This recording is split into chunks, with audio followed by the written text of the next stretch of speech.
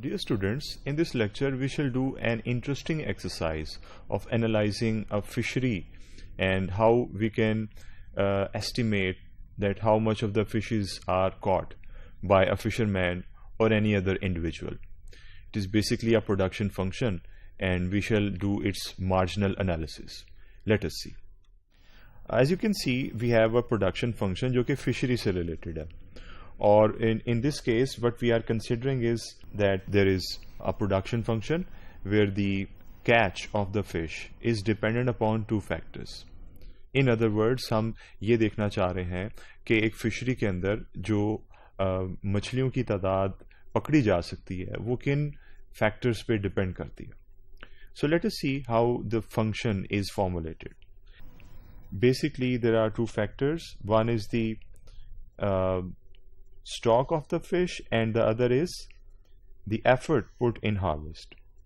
So हम ये समझना चाह रहे हैं कि जो फिशरी के अंदर फिश कैच हैं वो दो चीज़ों पे डिपेंड करते हैं. एक इस चीज़ पे कि फिशेस कितनी अवेलेबल हैं, उसका स्टॉक कितना है हमारे रिजर्वायर में, और उसके अलावा एफर्ट कितनी पुट की गई है जिसे हम स्पेसिफिक वर्ड्स में हार्वेस्ट एफर्ट कह सकते हैं. सो जैसे जैसे ये फैक्टर्स, ये वेरिएबल्स चेंज होंगे वैसे वैसे जो फिश कैच है उसकी तादाद में भी चेंजेस आएंगे. स्पेसिफिकली स्पीकिंग ये फंक्शन इस तरह फॉर्म हुआ है और इसे देख के you must not be surprised because if you remember जो प्रोडक्शन फंक्शन हम हमेशा से पढ़ते आए हैं वो इसी तरीके से मेंशन किया होता था.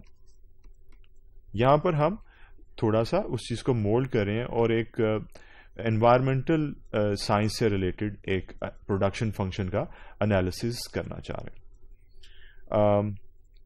सो यू कैन सी अल्फा की वैल्यू भी है यहाँ पर, बीटा की वैल्यू भी है, और प्रोडक्शन के जो फैक्टर्स हैं वो इस केस में स्टॉक है और एफर्ट है.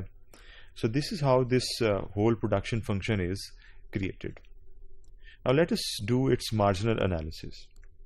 वी कैन एक्सपेक्ट कि मार्जिनल एनालिसिस में हम इसका डेरिवेटिव कैलकुलेट करेंगे, बोथ एस के लिहाज से भी और ई के लिहाज से भी.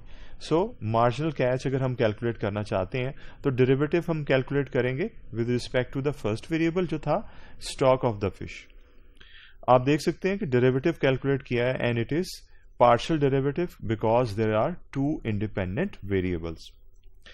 इसकी सिंप्लीफिकेशन आपके सामने है, आप वीडियो पॉज करके इसको विजुअलाइज कर सकते हैं, अच्छे तरीके से समझ सकते हैं. Whereas the final result is in front of you. ये बेसिकली हमें ये बताता है कि how the fish catch changes as we change the stock of the fish in the fishery. So let us see कि effort से क्या फर्क पड़ता है हमारे फिश कैच पे. उसके लिए आप एक्सपेक्ट कर सकते हैं कि जो डेरिवेटिव है वो हार्वेस्ट एफर्ट या ई के लिहाज से कैलकुलेट करना चाहिए, और ये आपके पास